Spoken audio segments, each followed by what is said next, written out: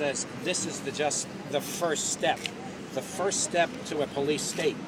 This is an outrageous attack on the First Amendment rights of law-abiding, helpful resource centers that have provided assistance to over 100,000 girls and women in the last 25 years in New York City.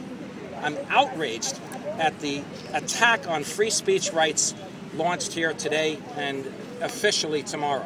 Why not be clear about what's going on in there? Why we not are put clear.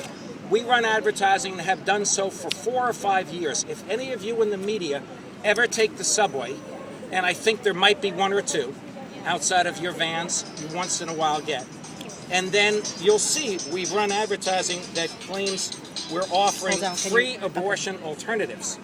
Alternatives. What does the word alternatives mean? Okay, does it mean abortion? No, it means alternatives to abortion. We run advertising consistently with the word alternatives in our advertising in the same type style as the words free abortion, and we have done so for years. What about the claims of misinformation, the claims of such things as abortion could cause breast cancer, centers giving out misinformation, representing themselves as medical centers when there's medical staff? In our network of 12 locations, about half of our locations operate inside of doctors' offices operated by licensed, board-certified obstetricians and gynecologists, and in other cases inside of actual licensed, state-licensed diagnostic and treatment centers or otherwise New York State licensed medical clinics. So it's false to claim that we have no doctors, we have no affiliations with physicians or clinics. We have certified ultrasound sonographers, 4 of them in fact at EMC, that provide free ultrasounds throughout New York City. They do so under the auspices of licensed doctors and often inside of licensed medical clinics. But their report is saying 89%, I think it was 89% of CPCs visited presented false claims, such as the one false claims. First of all, their little chart here that abortion could cause breast cancer is an absolute truth, absolute fact. I direct you to Dr. Joel Brind, top endocrinologist at Baruch College right here in Manhattan, who established the Breast Cancer Institute, the Abortion Breast Cancer Institute. And he is a foremost expert and has researched around the world and done a meta-analysis of the risks associated with breast cancer and abortion.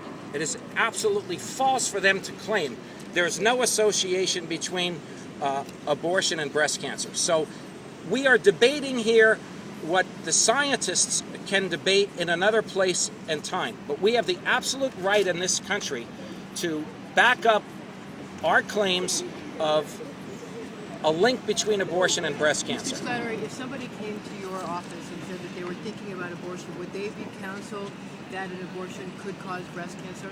Yes, they would. They would absolutely be counseled, and this is backed up by scientific evidence, massive amount of evidence that's being squashed, squelched, and suppressed by Planned Parenthood and the abortion cartel in this country.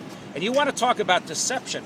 Go to liveaction.org and check out Lila Rose's undercover work across America at Planned Parenthood, where in state after state, Planned Parenthood lies and deceives women all across America, specifically often disregarding laws that require mandatory reporting of rape or incest.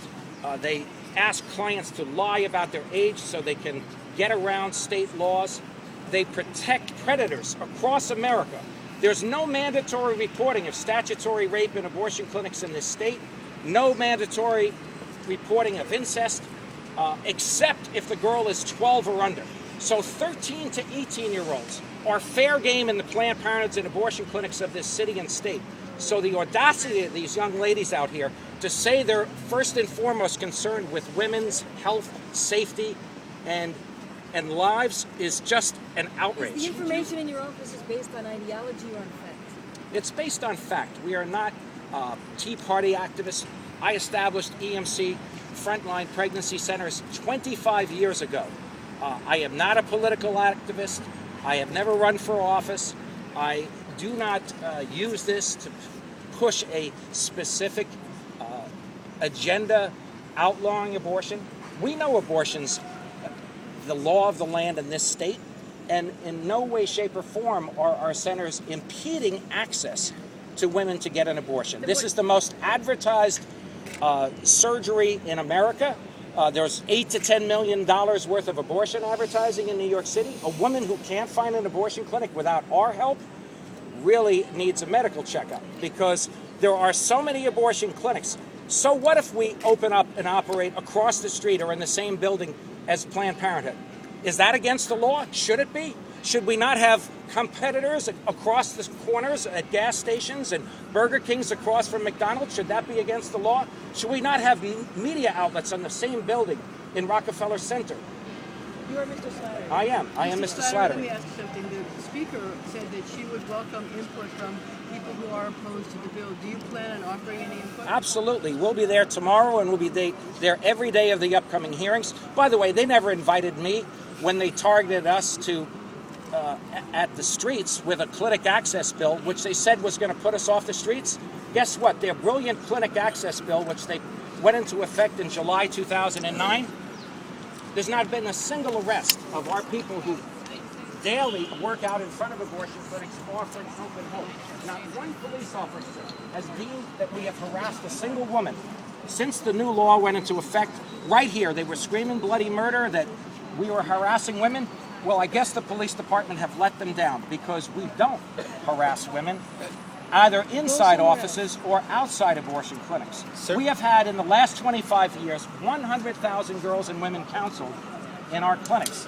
Not one of them has ever sued us or, to my knowledge, filed a consumer complaint lodging any of the charges that they're making here today. Not one Sir, suit. can I ask a question? Can I ask a question, please? Can I ask a question, please? What are you going to do if this bill passes? Are you going to sue in any way to stop it? We haven't even seen the bill. It sounds like it's going to be a bad one. Our lawyers will certainly look at it. And suing, as is being done in Montgomery County, Maryland, Austin, Texas, and Baltimore, is a very likely option. Is your group a religious affiliated? Are you asking me if I'm a particular religious Christian or Jew is or your something center myself? affiliated with No, we're not organized affiliated church? with any church. If our counselors are religious, is that a crime? No. Is it okay for? I'm just Planned asking Parenthood? for Yeah. information. No, I'm we're not not making an affiliated with accusation. any particular church. The repeated charge that we're ideologues from the most ideological birth control and abortion advocate in the United States, founded in Brownsville, Brooklyn, by Margaret Sanger on October 16th, 1916, is the biggest joke of the morning. Where do you Planned get the Parenthood is funding? the biggest ideological organization in America. They are the biggest abortion advocates. Every one of these politicians gets donations of significant amounts from NARAL and Planned Parenthood, and you can look it up. They are tools of Planned Parenthood, NARAL, and NOW. They are acting activists who are doing the special interest at election time. Isn't it ironic that election day is just a couple of weeks away? I've been in business for 25 years. 25 years.